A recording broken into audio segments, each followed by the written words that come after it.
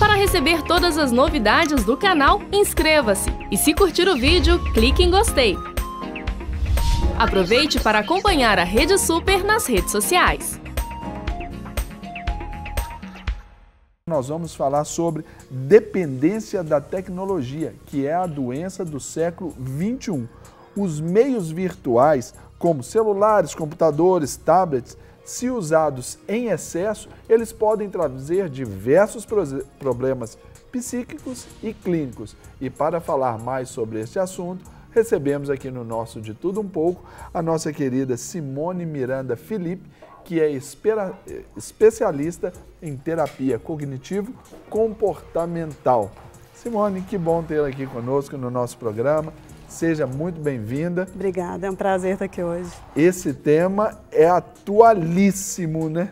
Sim, hoje em dia a maioria das pessoas estão extremamente envolvidas, né? Internet, redes sociais, jogos online, e a gente observa vários prejuízos por causa disso. Já não tem como mais desassociar, por exemplo, esses benefícios da tecnologia do nosso dia a dia, né? Já está totalmente inserido e é difícil encontrar alguém que não se adapte, nem tampouco não venha aderir a esse movimento tecnológico, não é verdade, Simone? Sim, Sérgio. Quando a gente fala em dependência, né, a gente fala uma dificuldade da pessoa de controlar o impulso em utilizar a tecnologia.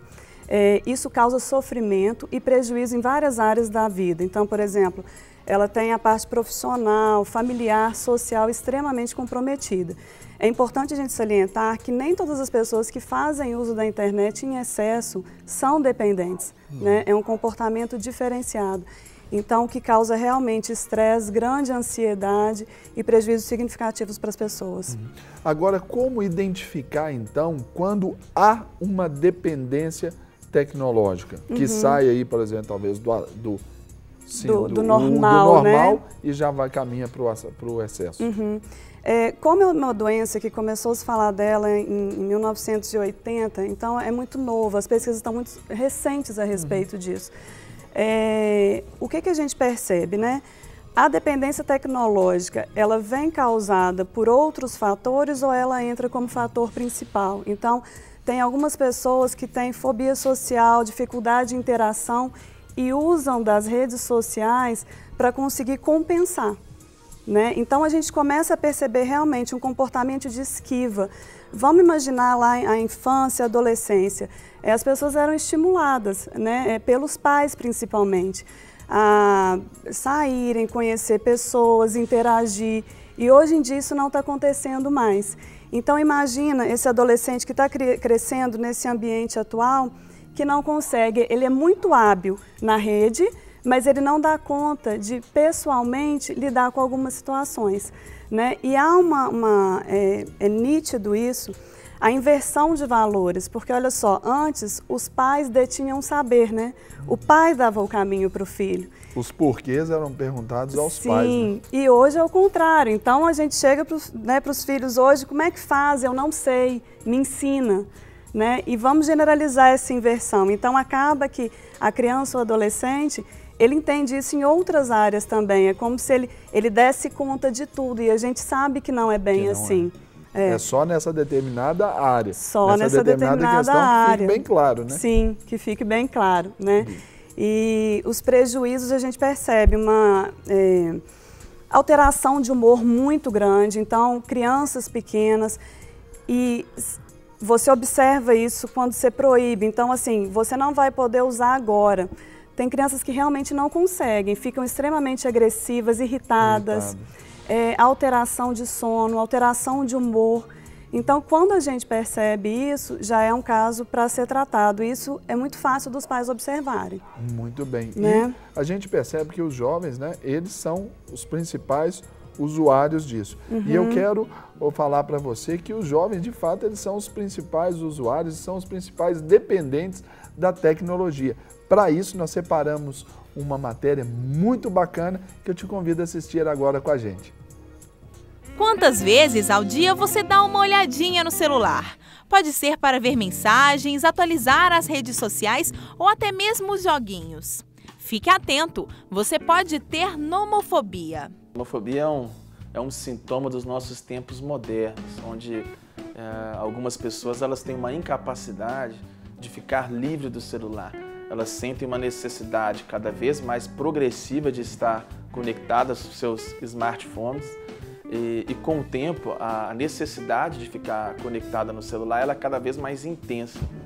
Isso faz com que a pessoa ela demande e gaste um tempo precioso conectada com o celular, às vezes com tarefas até que não são relacionadas a trabalho ou atividades úteis, e se privam de ter lazer, de fazer exercício físico, de ter vida social e outras coisas. Além disso, algumas pessoas que desenvolvem verdadeira abstinência quando elas não podem ter acesso ao celular. O transtorno atinge principalmente os jovens. Um estudo feito nos Estados Unidos revelou que 79% dos estudantes de 10 países apresentaram desconforto e até confusão ao ficar 24 horas sem o celular. Esse é o caso de Érica, que tem apenas 14 anos e já sente os sintomas da nomofobia quando está longe do aparelho. Aí eu fico angustiada, querendo ver o que está acontecendo. Esses dias o meu cabo do meu celular estragou. Acabou a bateria, eu fiquei sem celular, tipo assim, um dia, quase morri. E parece que Érica não está sozinha. Parece que tá faltando um pedaço de mim, assim, fico sem o que fazer, sem uma parte de mim, assim mesmo. Uso sim nos intervalos da aula, no recreio, enquanto pode, eu uso. Caio já pensa diferente. Mesmo gostando de ter o celular por perto, ele tenta controlar o uso na escola. Eu procuro não usar, mas se tiver algum momento que eu necessite usar, eu tenho que usar, né? E para lidar com tantos adolescentes antenados, é preciso impor regras. Como para eles é algo extremamente natural, o uso do celular, então para eles às vezes fica complicado seguir essa regra. Então a gente precisa ter muito cuidado, ficar sempre atento, né? Às vezes o aluno que senta no canto, no fundo, aproveita de uma distração dos professores, então a gente tem que ficar mais atento, né, para vigiar esse uso indevido do celular, né, dentro da sala de aula. Dentro da sala de aula, a gente orienta não usar o celular. Não pode usar o celular. Ele pode usar no recreio, pode usar na hora que bate o sinal para acabar as aulas, mas dentro da sala de aula não é permitido o uso do celular. Até porque o celular acaba que ele se torna um distrator da sala de aula. Quando o professor está passando uma matéria, o tempo que ele pode estar prestando atenção numa aula, copiando uma matéria importante no quadro, ele distrai. Tem uma situação que é muito recorrente, um aluno, a gente recolhe o celular uma vez, recolhe duas, aí a gente já chama o responsável, a gente liga para a família, o responsável precisa vir buscar o celular, porque é importante também estabelecer essa parceria com a família e com o aluno, para a gente ter esse equilíbrio com relação ao bom senso do uso da tecnologia na sala de aula.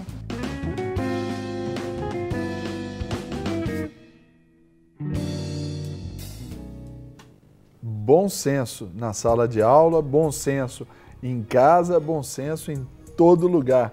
Não é verdade, Simone? Bom senso em todos os contextos, né? A nossa vida é mediada pelas relações interpessoais.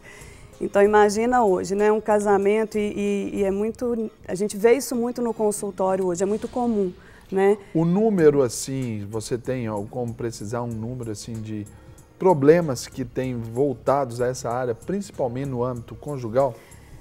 No âmbito conjugal, especificamente, não. Mas como é um assunto novo, né? Então as pesquisas estão muito recentes e inconclusivas, mas tem dados que se falam em 10% da população, né, de usuários viciados, né, dependentes. Nas relações, né, familiares e principalmente casamentos hoje, a gente observa um número muito grande de discussões causadas por causa disso. Então é como se a pessoa está presente, né, fisicamente, mas na realidade ela não está ali. Ela não está ali. Simone, eu trabalho com casais na nossa igreja e eu posso te falar que eu fiz um levantamento meu, pessoal, Data Sérgio, né, importante instituto de pesquisa, importantíssimo instituto de pesquisa, mas a amostragem que eu tenho é que cerca de 60% a 70% dos casais que me procuram com problemas, de alguma forma, direta ou indiretamente, o uso da tecnologia está associado àquele problema deles. Quer seja o adultério, a falta de comunicação, essa distração, essa ausência ali.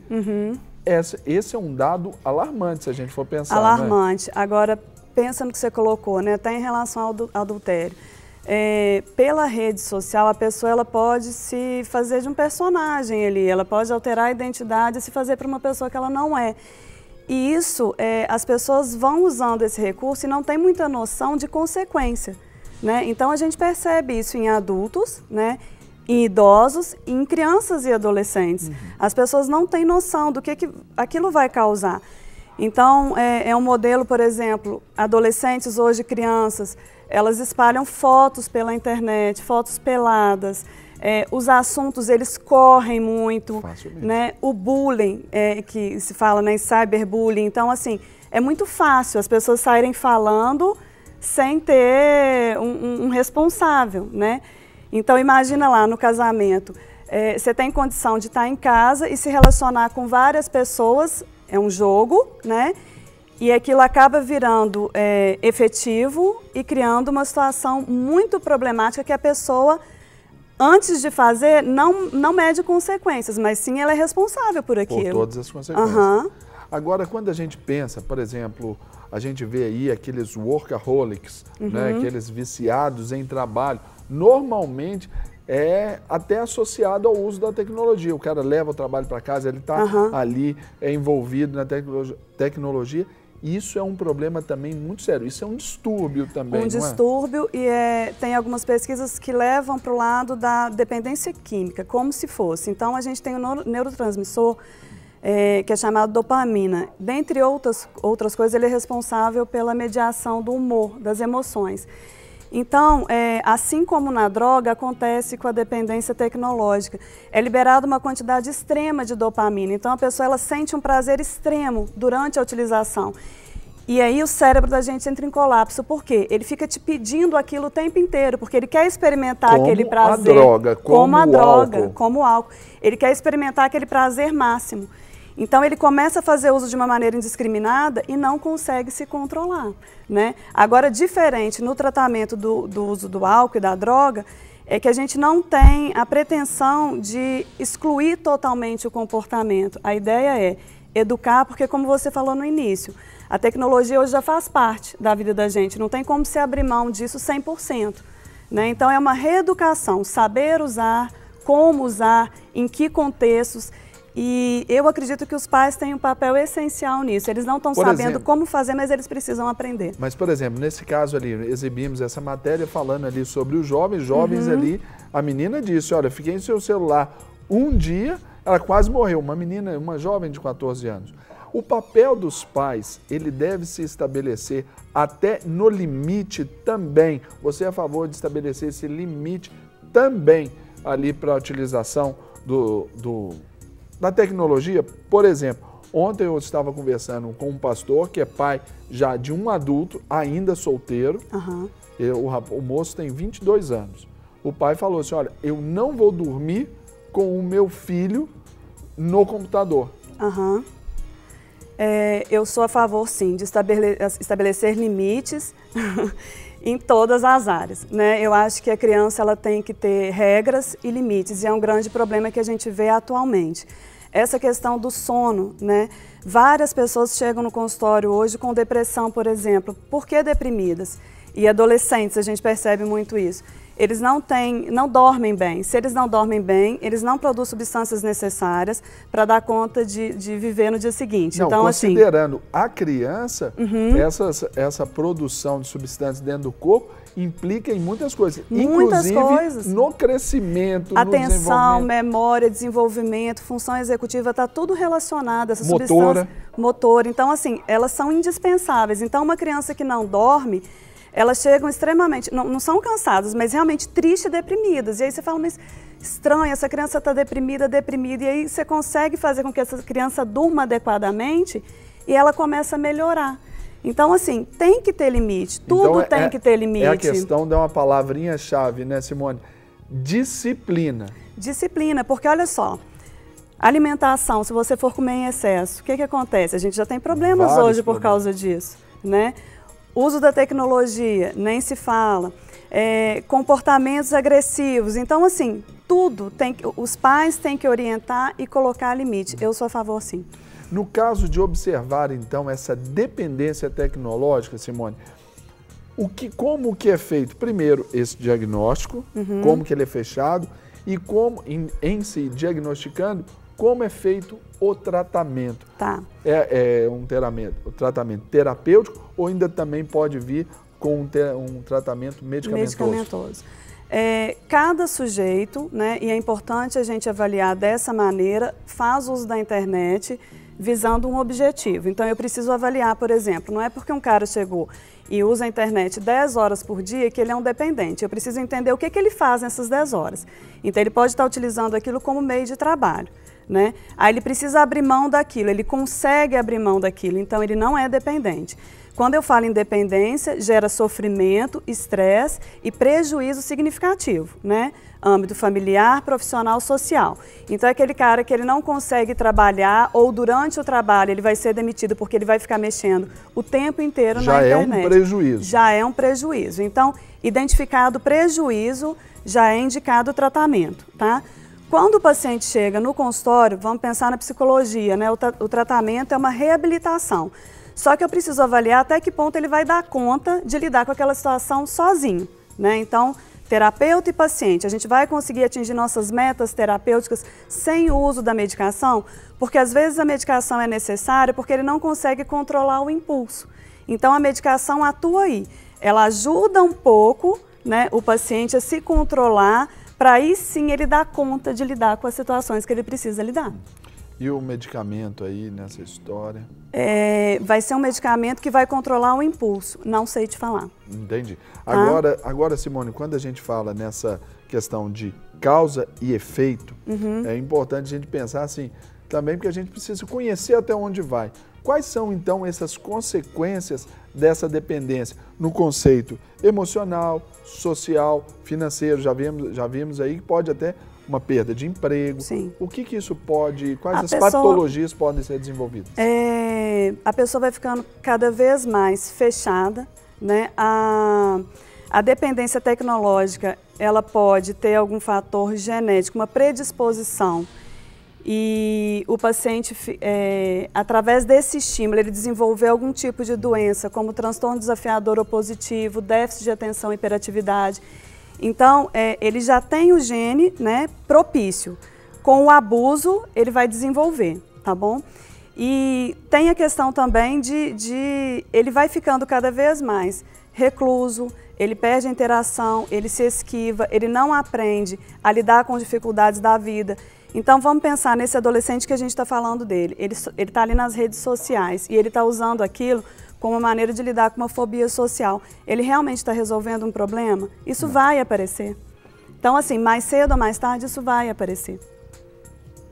E no considerar aí o jovem, então, ele pode desenvolver transtornos sérios psiquiátricos, sim, vamos dizer assim, né? Sérios psiquiátricos. Aí vem depois aí a depressão também. Depressão, ansiedade, esse transtorno do impulso, né? Que a pessoa não consegue se controlar, a própria dependência que está sendo comparada com a dependência de drogas, né? Então ele vai desenvolver vários transtornos a partir dali.